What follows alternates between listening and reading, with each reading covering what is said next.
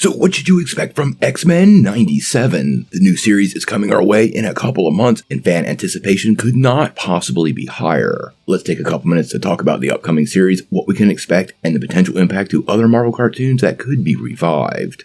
Well, quite honestly, for Marvel fans, there's probably not any animated project that has as much fan hype as X-Men 97. Marvel has several projects in the pipe, including What If Season 2 and Spider-Man Freshman Year, but X-Men 97 is dominating fans' minds, and we are really wondering what's coming at us down the road. Now, news has been sparse the last couple of weeks with some minor updates from San Diego Comic-Con, but I thought we could take a couple minutes to talk about what to expect from the upcoming series, and why I think it's super important to the future of Marvel and Marvel's streaming service, especially in the area of animation. Now, one thing that's clearly going to happen in this series is we are going to continue the story from where we left off at the end of the original run. The first X-Men animated series concluded with Professor X leaving Earth, being wounded and headed off to the Shi'ar Empire, with the team, along with Magneto, seeming ready to take over where Professor X left off, defending the world's mutants and trying to make it a better place for both humans and mutant kind. Now, it's still unclear the full role of Magneto in this upcoming season. We do know he's going to have a new costume, and that costume in the comics was one that he wore when he was working with the X-Men. So I do believe he will indeed be working with the X-Men in the upcoming season, at least for a little while, and more than likely when he reverts back to his villainous ways, we'll see the return of the classic Magneto costume. We do know Magneto will indeed be wearing that costume because we've seen some of the merch, and we've also got a great Magneto helmet from Marvel Legends that was announced, so I think that part of the story is definitely in place, and we should be totally expecting a return to his evil ways for the leader of the Brotherhood of Mutants.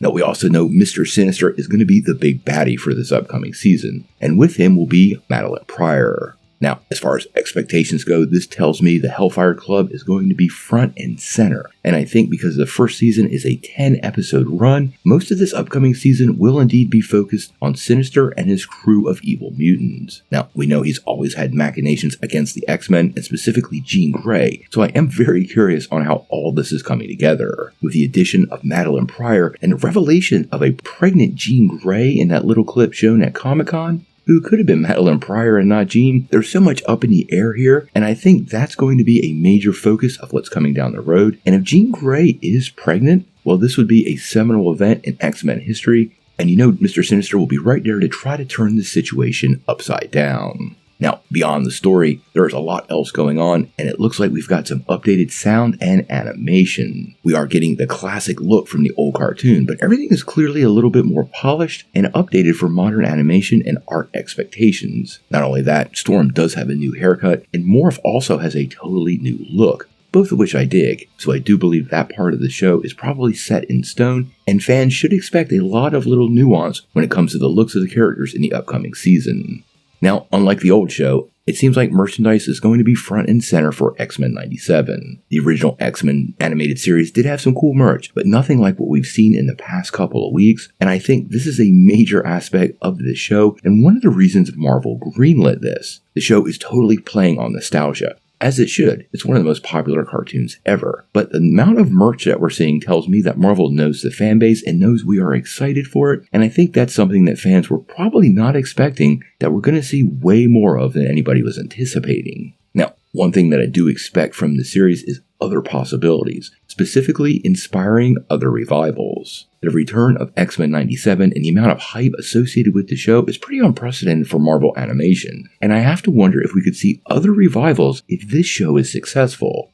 Specifically, fans have asked for a return of Spider-Man the Animated Series, which left us on a cliffhanger after Season 5, as well as Avengers Earth's Mightiest Heroes, which ran 2 seasons before it was canceled, but had a 3rd season mapped out, and honestly is probably one of the best overall Marvel Universe cartoons ever created. Now, we still don't have a release date for X-Men 97, although we are expecting to see it probably at the beginning of 2024. I think Marvel's waiting to see how the strike works out, and will use X-Men to kind of fill the streaming service should the actors remain out of the studio for a really long time. In any case, the show is going to be fun. I'm super excited to see what Season 1 brings us and where it takes us in Season 2, and I think the X-Men returning in animation will be a big win for Marvel. But we're going to have to wait and see.